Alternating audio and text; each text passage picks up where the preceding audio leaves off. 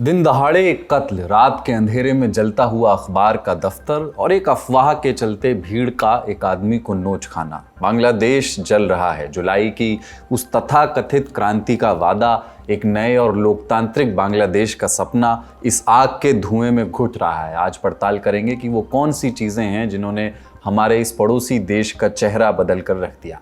नमस्ते, मेरा नाम कुलदीप है और आप देख रहे हैं लल्लन टॉप का अंतर्राष्ट्रीय प्रसंगों से जुड़ा रोजाना का कार्यक्रम दुनियादारी। Brought to you by Vari Solar and Sensodyne K. वारी रेडियंस सोलर किट, रूफटॉप में आने वाली हर मुश्किल का जवाब। सब कुछ शुरू हुआ बंदूक की एक गोली से। तारीख 12 दिसंबर, जगह ढाका का बिजॉय नगर। शरीफ उस्मान हादी 32 साल के एक नेता मस्जिद से नमाज पढ़ कर के बाहर निकले। वो इंकलाब मंच नाम के एक स्टूडेंट ग्रुप के लीडर थे। फरवरी 2026 में संसद का चुनाव लड़ने की तैयारी कर रहे थे, लेकिन 12 दिसंबर को जब वो मस्जिद से बाहर निकले, मोटरसाइकिल पर 3 लड़के आए, हादी के सिर में गोली मारी। हादी 6 दिन तक सिंगापुर के अस्पताल में जिंदगी और मौत से लड़ते रहे। 18 दिसंबर को उन्होंने दम तोड़ दिया। Sensodyne, toothpaste for sensitive teeth. Hadi के समर्थकों ने पुलिस की जांच का इंतजार नहीं किया। उन्होंने अपना दुश्मन चुन लिया भारत को, और एक और निशाना चुन लिया मीडिया। रात को भीड़ ने बांग्लादेश के 2 सबसे बड़े अखबारों प्रथम आलो और द डेली स्टार को घेर लिया। हालात इतने बिगड़ गए कि द डेली स्टार के दफ्तर में आग लगा दी गई, जबकि अंदर पत्रकार काम कर रहे थे। वहां की एक पत्रकार जाइमा इस्लाम ने सोशल मीडिया पर लिखा कि मैं सांस नहीं ले पा रही हूं, धुआं बहुत ज़्यादा है, आप लोग मुझे मार रहे हैं। আমাদের অফিসে প্রায় 30 থেকে 35 জনের মতো আমাদের সহকর্মী। हमारे ऑफिस के लगभग 30 से 35 staff members the daily star की छत पर 4 से 5 घंटे तक फंसे रहे। उन्हें सुबह 4 बजे के आसपास बचाया गया और घर भेज दिया गया। हम सब बहुत परेशान हैं और हमें नहीं पता कि आगे क्या होगा। हम इस स्थिति का तुरंत समाधान चाहते हैं। যে দ্রুত এই অবস্থান হচ্ছে একটা বিরুদ্ধে অ্যাকশন নেওয়া। राष्ट्र चतुर्थ स्तंभ से मीडिया। मीडिया राज्य का चौथा स्तंभ है। अगर मीडिया से कोई गलती हो जाती है तो उस पर आलोचना और बहस होनी चाहिए, लेकिन किसी ऑफिस को जलाना बिल्कुल भी ठीक नहीं है। मीडिया के दफ्तरों में जरूरी दस्तावेज और जानकारी होती है। ऐसे कामों का कोई कारण नहीं हो सकता। ये सब फांसीवादी सोच का हिस्सा लगता है, जहाँ लोग लोकतांत्रिक तरीके से जवाबदेही लेने की बजाय कानून को अपने हाथ में ले लेते हैं। दूसरा निशाना था भारत। नेशनल सिटीजन पार्टी के नेता सरजिस आलम ने खुलेआम कहा कि हम जंग में हैं। भीड़ ने ढाका में भारतीय डिप्टी हाई कमिश्नर के घर में घुसने की कोशिश की, जिसे रोकने के लिए पुलिस को आंसू गैस चलानी पड़ी। राजशाही और चिटगांव में भी भारतीय दूतावासों पर पत्थरबाजी हुई। लोग यहाँ इकट्ठे हुए हैं, हादी को मारने वालों की जल्दी से जल्दी गिरफ्तारी की मांग कर रहे हैं। खास बात यह है कि किलर्स अभी भी इंडिया में हैं। हादी अपने एंटी इंडिया स्टांस के लिए जाना जाता है। मैं सरकार से गुजारिश करता हूँ कि जो लोग इसके जिम्मेदार हैं उनकी तुरंत और सही तरीके से गिरफ्तारी हो। सबसे जरूरी बात यह है कि हादी के आदर्श हमेशा के लिए जिंदा रहे। मैं साफ साफ कहना चाहता हूं कि उस्मान हादी फांसीवादी आतंक की हारने वाली ताकतों के दुश्मन थे। क्रांतिकारियों को डराने के मकसद से उनकी आवाज को दबाने की कोई भी कोशिश, उसका विरोध जरूर होगा। इस देश का लोकतंत्र की ओर बढ़ता हुआ कदम डर, आतंक या खून खराबे से रुक नहीं सकता। রক্তপাতের মাধ্যমে এই দেশের গণতান্ত্রিক অগ্রযাত্রা কেউ থামাতে পারবে না। जब कैमरे राजधानी ढाका पर फोकस थे, ठीक उसी वक्त वहां से दूर मैमन सिंह के भालुका में एक और खौफनाक खेल चल रहा था। दीपू चंद्र दास, एक गारमेंट फैक्ट्री में काम करने वाला एक मजदूर। 18 दिसंबर की रात उन पर ईश निंदा का आरोप लगा दिया गया। फैसला भीड़ ने किया। उन्हें पीट पीट कर मार डाला गया। उनकी लाश को एक पेड़ से बांधा गया और उसमें आग लगा दी गई। अगस्त 2024 से लेकर अब तक बांग्लादेश में अल्पसंख्यकों पर 2442 हमले हो चुके हैं। देखिए, जो बांग्लादेश में हुआ ये उस घटना का प्रतिक्रिया थी जिसके अंतर्गत ये जो स्टूडेंट लीडर है हादी, इसके ऊपर गोली चलाई गई। और ये जो व्यक्ति था जिसकी मृत्यु हो गई, दुखद मृत्यु हो गई, ये भारत के खिलाफ, अवामी लीग के खिलाफ, बंगबंधु के खिलाफ इस जहर उगलता था। और ऐसी हालात में कई लोग जो बांग्लादेश में जो कट्टर समर्थक हैं अवामी लीग के, बंगबंधु को जिनको कि राष्ट्रपिता माना जाता है, वो लोग इससे काफी नाराज थे। और उन्हीं में से हो सकता है किसी व्यक्ति ने इनके ऊपर गोली चलाई हो जिससे इसकी मृत्यु हो गई। अब उसकी मृत्यु के बाद इसके जो समर्थक हैं, जो सो कॉल्ड छात्र नेता हैं, वो भड़क गए हैं और उन्होंने हिंसा की, और वो हिंसा उन्होंने भारत के खिलाफ की। और इसका बांग्लादेश की सरकार को खामियाजा भरना चाहिए, उसके ऊपर अकाउंटेबिलिटी होनी चाहिए कि भाई आपने ऐसी चीज क्यों होने दी, क्योंकि ये भारत विरोधी चीज है, इसमें भारत का कुछ लेना देना नहीं था, लेकिन उसके बावजूद हुई। और ये भी समझना चाहिए कि ये हिंसा इसलिए हुई क्योंकि ये छात्र नेता देख रहे हैं कि धीरे धीरे इनका जो समर्थन है वो घटता चला जा रहा है, और इनको जो समर्थन देने वाले थे वो भी कुछ नहीं कर पा रहे हैं। अगर जरूरत पड़ती है तो भारत को अपने दूतावास, अपने कॉन्सुलेट की सुरक्षा के लिए अपनी सुरक्षा एजेंसियों को तैनात करना चाहिए। अगर बांग्लादेश या उसकी पुलिस या सेना इसकी सुरक्षा करने में असफल है तो हमें करने की आवश्यकता है। अब सवाल कि बांग्लादेश की अंतरिम सरकार हिंसा क्यों नहीं रोक पा रही है, समझने के लिए पूरी कहानी आपको सुननी समझनी होगी। यूनुस की सरकार वैसे तो बस एक अंतरिम सरकार थी जिसे चुनाव करवाना था और निकल जाना था, लेकिन अब ऐसा नहीं है। अगस्त 2024 में जब यूनुस गद्दी पर बैठे तो उनके सामने दो रास्ते थे, या तो तुरंत चुनाव करवा दें जिसमें खालिदा जिया की बीएनपी की जीत पक्की थी, या फिर चुनाव टाल दें और बड़े बदलाव करें। लेकिन यूनुस ने तथाकथित सुधार का रास्ता चुना। सुधार यानी कैसे सुधार? यूनुस का मानना है कि अगर पुराने संविधान के हिसाब से चुनाव हुए तो फिर से शेख हसीना जैसी सरकार लौट आएगी। इसलिए सरकार ने 3 जीरो दिए हैं, 0 करप्शन, 0 हिंसा और 0 असमानता। लेकिन विडंबना देखिए कि हिंसा 0 होने की बजाय और भी बढ़ गई है। बहरहाल एक संवैधानिक सुधार आयोग बनाया गया है, जुलाई चार्टर नाम से एक दस्तावेज तैयार किया गया है। ये एक दस्तावेज है जिस पर आवामी लीग को छोड़ करके बाकी 24 पार्टियों ने मुहर लगाई है। इसे लागू करवाने के लिए जनमत संग्रह होगा। 12 फरवरी 2026 को चुनाव होंगे। उसमें वोटर के हाथ में 2 पर्चियां होंगी, एक पर्ची अपने सांसद को चुनने के लिए और दूसरी पर्ची इस जुलाई चार्टर पर हाँ या ना बोलने के लिए। अगर जनता ने हाँ बोला तो नई संसद 180 दिन के अंदर संविधान को दोबारा लिखेगी। सार्वजनिक तौर पर तो यही कहा गया है कि जुलाई चार्टर के तहत 2 सदन वाली संसद बनेगी। तर्क ये कि किसी एक पार्टी की दादागिरी ना चले। प्रधानमंत्री के लिए 2 बार की सीमा तय की जाएगी।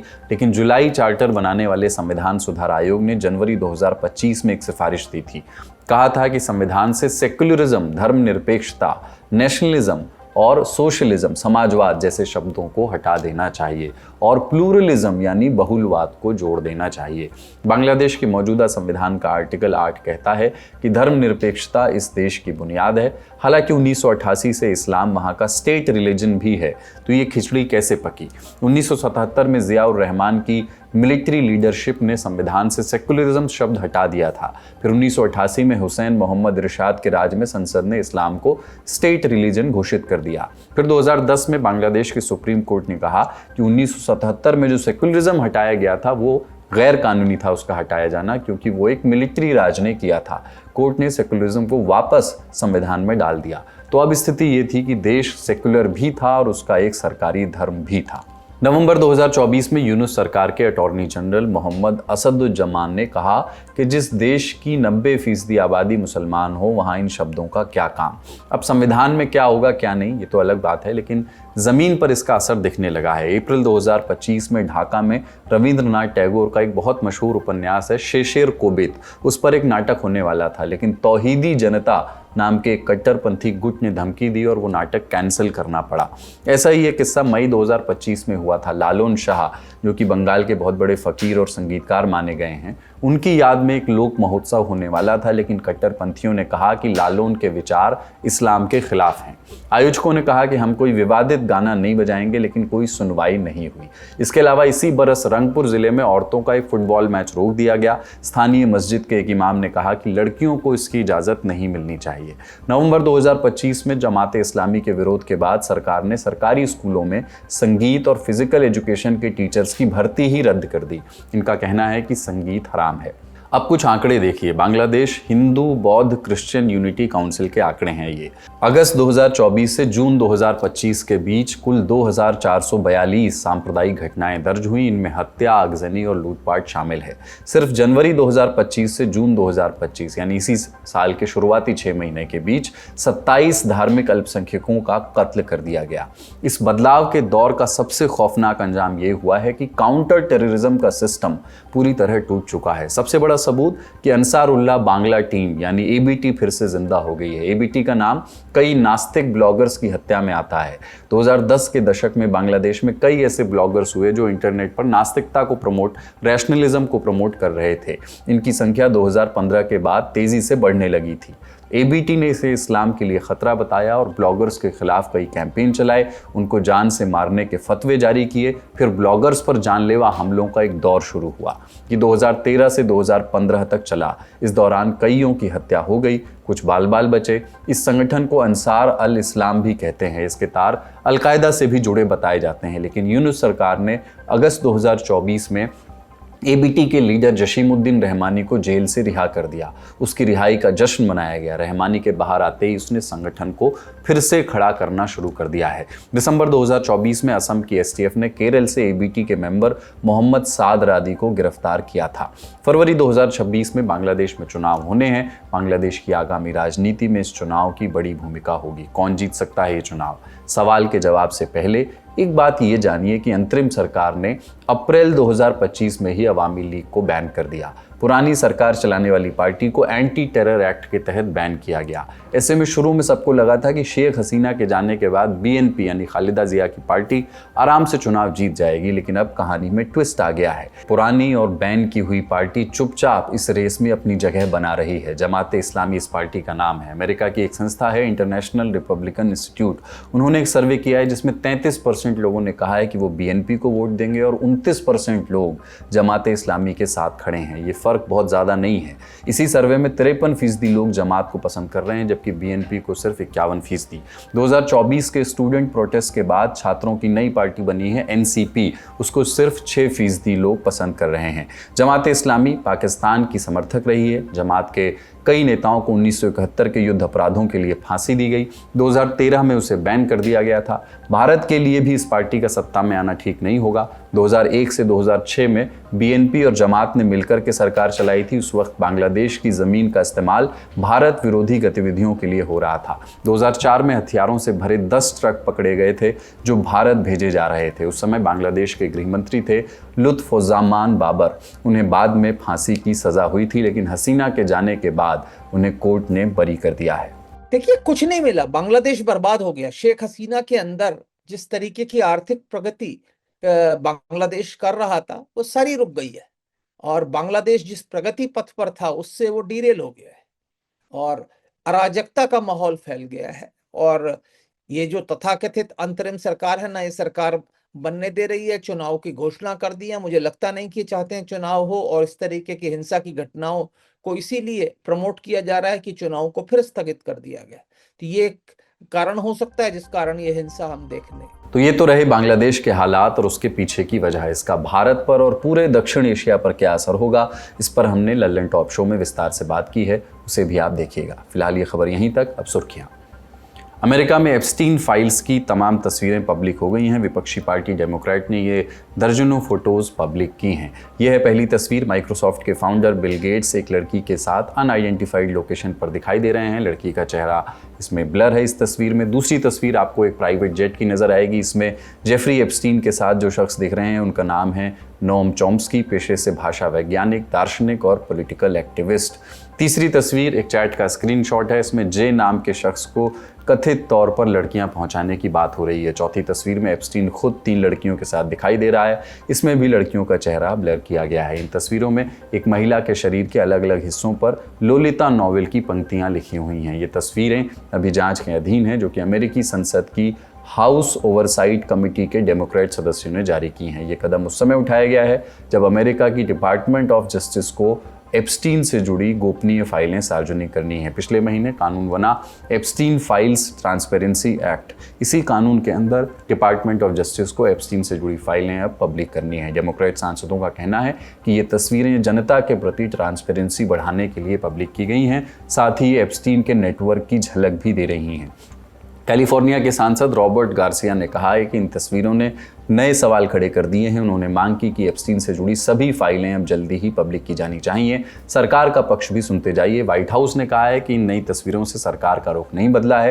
राष्ट्रपति ट्रंप पहले ही एप्स्टीन फाइलों में ट्रांसपेरेंसी की बात कर चुके हैं। 18 दिसंबर की देर रात को ये तस्वीरें यूएई के अलग अलग शहरों से आईं। दुबई, अबू धाबी समेत दूसरे शहरों में भारी बारिश हुई, कई इलाकों में पानी भर गया, बाढ़ जैसे हालात हो गए, ट्रैफिक ठप पड़ गया, लोगों को घरों में रहने की सलाह दी गई। ये खबर रास अल खैमा शहर से आई, वहाँ भारतीय मूल के सलमान फरीज़ की मौत हो गई। ये केरल के शहर मामल्लापुरम के रहने वाले थे। रिपोर्ट्स की माने तो तेज़ बारिश की वजह से एक दीवार गिर गई, जिसके नीचे दबकर उनकी जान चली गई। दुबई सरकार ने सभी सरकारी दफ्तरों को वर्क फ्रॉम होम का आदेश दिया है। निजी कंपनियों से भी ऐसा करने की अपील की गई है। दुबई नगर निगम ने इमरजेंसी सर्विसेज को अलर्ट पर रखा है। एहतियात के तौर पर पार्क और टूरिस्ट स्पॉट्स भी बंद कर दिए गए हैं। दुबई एयरपोर्ट अथॉरिटी ने दर्जनों फ्लाइट्स भी रद्द कर दी हैं। तो आज का दुनियादारी यहीं समाप्त होता है। अपना और अपनों का ख्याल रखिए। देखते रहिए दी लैंड टॉप।